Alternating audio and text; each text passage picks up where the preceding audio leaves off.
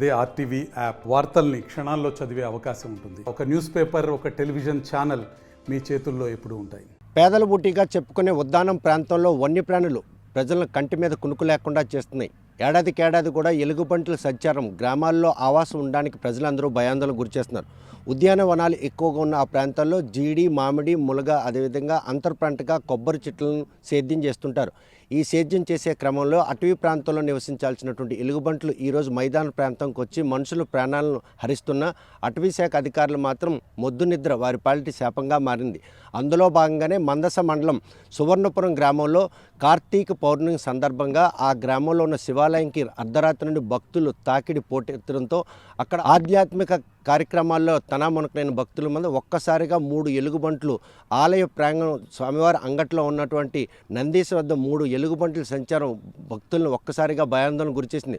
వాటిని చూసిన భక్తులందరూ కూడా పరుగులు తీసే పరిణామాలు చోటు చేసుకుని గ్రామస్తులందరూ కూడాను భక్తి శ్రద్ధలతో శివాలయాన్ని దర్శించుకోవాలని వచ్చిన వారందరూ కూడాను ఎలుగుబంట్ల సంచారం వారిని ప్రాణాలు ఎక్కడ హరిస్తుందన్న భయం వారిని వెంటాడడంతో వాటిని కర్రలతో అదేవిధంగా ఇనప రాడ్లు అంటిపెట్టే ప్రయత్నం చేశారు. అందులో భాగంగా అప్పటికే ఆలయ ప్రాంగణం వద్ద ఉన్నటువంటి గేటు తాళాలు వేయడంతో గేట్ నుండి వెళ్ళవలసిన ఎలుగుబంట్లు గోడ దూకి వెళ్లే పరిస్థితి ఉంది. అవి గనక అక్కడ అలజడి సృష్టిస్తే ఎక్కడ మనుషులు ప్రాణాలు హరిస్తే అని వారికి మాత్రం భయాందోళన నెలకొంది.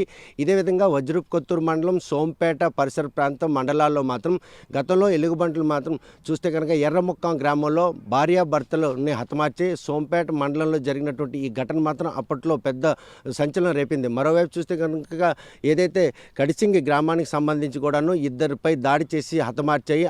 అదేవిధంగా దెప్పూరు గ్రామంలో 6 నెలల క్రితం ఇద్దరిపై దాడి చేసినట్టు ఎలుగుబంట్లను ఘటనాస్థలను వాటిని హరించాయి. 4 అప్పట్లో గాయపడ్డారు. ఈ ఎలుగుబంట్ల సంచారం ఏడాది ఎక్కువ కావడం, అదేవిధంగా వాటి సంతానం కూడా ఎక్కువ కావడంతో ఉద్యానవనాలకి సేద్యం చేసేందుకు వెళ్లేందుకు రైతులు భయాందోళన చెందుతున్నారు. ఎటు చూసినా కూడా ఇంటి నుండి బయటకు వస్తే తోటల్లో అడుగుపెట్టి ఆ సేద్యం చేయాల్సిన పరిస్థితి. ఇంటి నుండి బయటికి వెళ్ళిన వారు తిరిగి ఇంటికి వస్తారా రానన్న భయం ఈ ఘటనలన్నీ కూడాను ఒక తార్కాణంగా చెప్పుకోవచ్చు. నిన్న సువర్ణపురం గ్రామంలో ఆ 3 ఎలుగుబంట్లు ఆ శివాలయం ప్రాంగణంలో సృష్టించిన బీభత్సం గ్రామస్తులందరూ కూడాను కంటి మీద కునుకు లేకుండా జీవనం సాగించే పరిస్థితి ఉంది.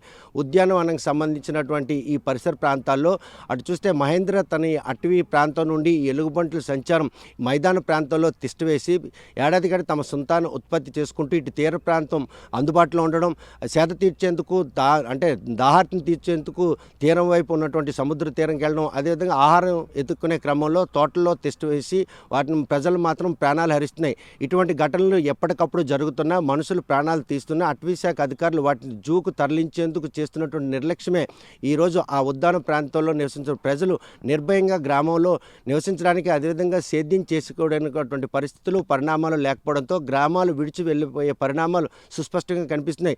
ఈ ఎలుగుబంట్ల భయం మాత్రం ప్రజలందరినీ కూడా భయాందోళనకు గురిచేస్తున్నాయి. అవి మనుషులపై దాడి చేసి గతంలో ఏదైతే కడిసింగ్లో జరిగినటువంటి ఘటనలో ఎలుగుబంట్లు మాత్రం మనుషులను దాడి చేయడంతో పాటు మనుషులను కొరుక్కు తినే ఘటన మాత్రం అందరినీ కూడా భయాందోళన గురిచేసింది. కేవలం ఎలుగుబంటి అంటే దాడి చేస్తుందన్నట్టు భయంతో పాటు ఈరోజు ప్రాణాలు హరించి అవి శాకాహారి అయినా కూడాను మాంసం తినేందుకు అలవాటు పడింది. అంటే వాటి మానసిక స్థితి ఎంత అధ్వానంగా ఉన్నదన్నది కూడా ఆ ఘటన అప్పట్లో చాలా సంచలనం రేగింది.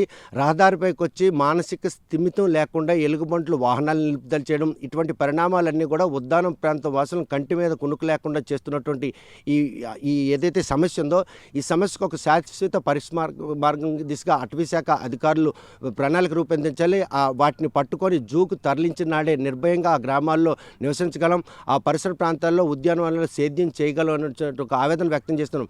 మరి ఇటువంటి ఘటనలు చోటు చేసుకుంటున్న ఈ క్రమంలో నిన్న సువర్ణపురంలో ఎలుగుబంట్లు ప్రత్యక్షంపై అటవీ శాఖ అధికారులు ప్రజలను అప్రమత్తం చేసి ఆ ఎలుగుబంట్లు తిరిగి గ్రామంలో రాకుండా ఉండేందుకు చర్యలు చేపడతారా, లేకపోతే ఎలుగుబంట్లు బారిన పడి ఆ ప్రజలు ప్రాణాలు పోయినా చోద్యం చూస్తూ ఊరుకుంటారన్న విషయం వేచి చూడాల్సిందే. ఉద్దానం ప్రాంతం నుండి వీడియో జర్నలిస్ట్ రామకృష్ణతో సత్యం, ఆర్టీవీ శ్రీకాకుళం. మరిన్ని వీడియోస్ కోసం ఛానల్ ని సబ్స్క్రైబ్ చేయండి, లేటెస్ట్ అప్డేట్స్ కోసం వాట్సాప్ ఛానల్ ని ఫాలో చేయండి అండ్ లింక్ డిస్క్రిప్షన్ లో ఉంది.